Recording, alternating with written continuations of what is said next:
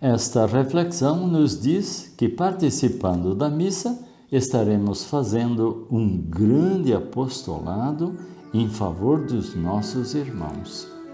A missa tem o poder de restabelecer a honra devida à Trindade, permitindo à criatura, que é devedora indigente, de pagar ao seu credor, infinitamente justo e exigente, até o último centavo. Quanto mais estivermos unidos a Jesus na missa, mais concorremos para a reparação das injúrias, culpas e blasfêmias da humanidade. Na missa trabalhamos para a nossa purificação pessoal, para resgate de nossos irmãos e para a satisfação da eterna justiça. A missa é para mim o ato mais importante e incomparável.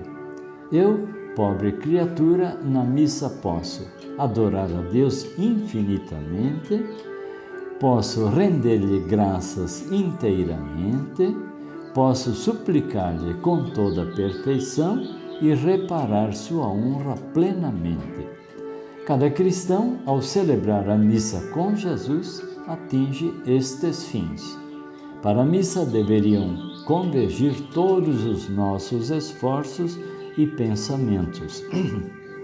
Quem participa da missa trabalha mais para a glória de Deus e para o bem da humanidade que qualquer outro trabalho. O cristão que participa da missa faz uma obra de eternidade. Na missa, o cristão realiza a finalidade de sua existência para a qual foi criado. Ganha na realidade o seu dia sobrenatural, que lhe será infinitamente retribuído, pois Deus jamais deixou de recompensar os obreiros de sua glória. Quem puder participar da missa diariamente, participe. Na missa, o cristão ganha na realidade o seu dia sobrenatural, que lhe será infinitamente retribuído, pois Deus jamais deixou de recompensar os obreiros de sua glória. Glória ao Pai, ao Filho e ao Espírito Santo, como era no princípio, agora e sempre. Amém.